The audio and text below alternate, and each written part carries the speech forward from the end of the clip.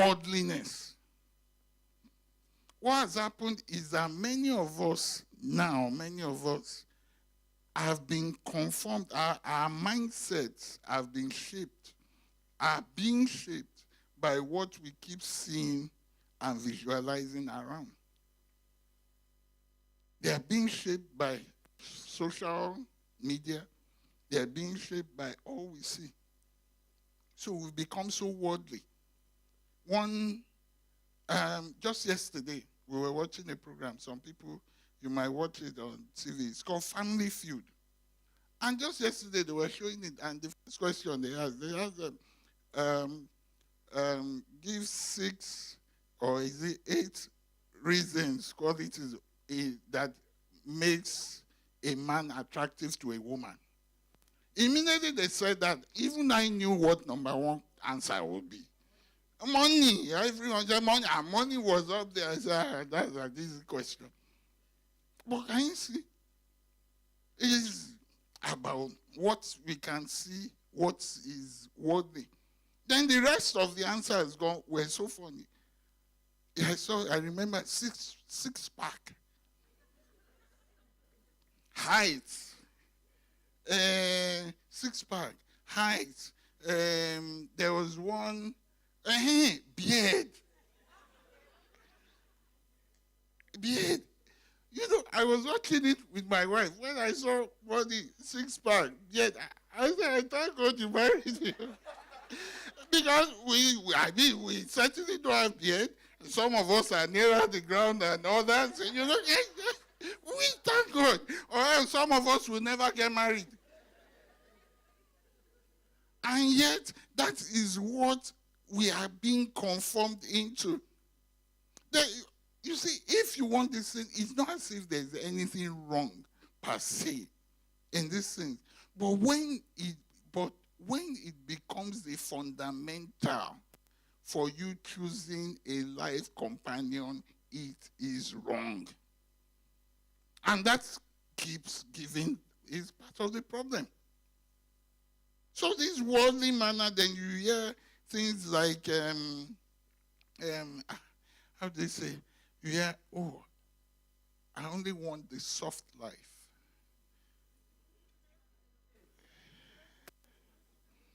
I just want the soft life. As if some of us were born to have a hard life. So soft life. I say I didn't come to this world to suffer, so my husband must be well loaded to keep me in the soft life. And you see, all of these things, facade, they're easily put up.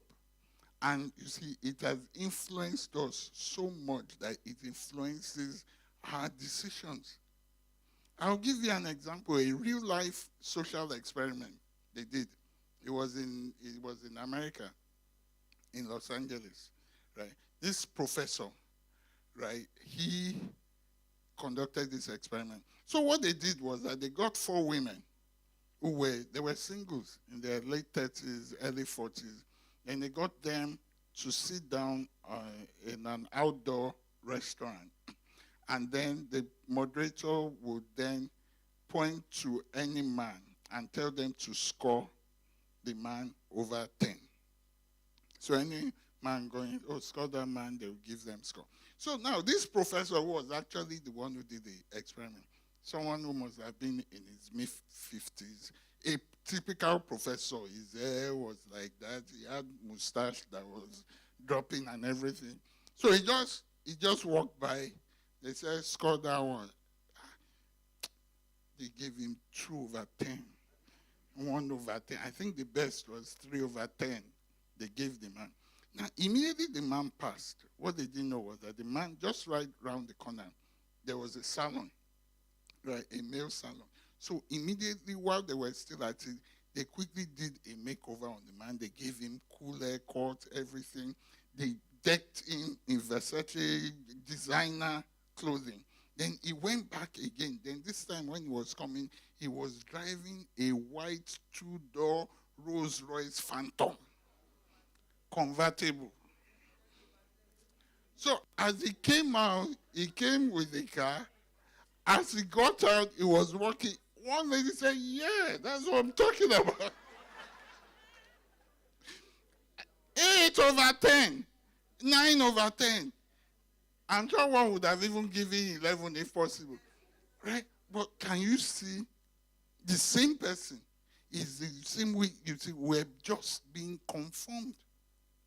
And the Bible warns us in Romans 12:2. It said, be ye not conformed to this world.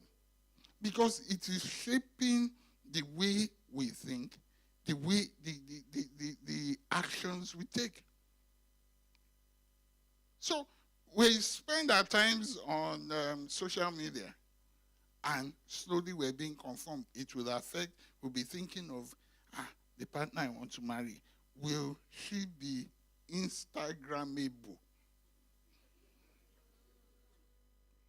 Why? So that when you get married, you can show the pictures on Instagram. When in Christmas, what they do in Christmas, they wear pajamas, so you can show you, your partner, and your children same pajamas. But if it's not Instagrammable, you won't be able to do it. Can you see thinking? I'll never forget one lady. I know her. She said, look, that she's not interested in getting married to a man that calls church shush. I remember she said that. I said, I'm not interested in that. So, you know, that he calls church shush is incredible. It's incredible. So that now becomes part of your criteria for choosing someone. And you see, what happens is that when all these pressures come, when all these things happen, right, we are allowing the world to make the decision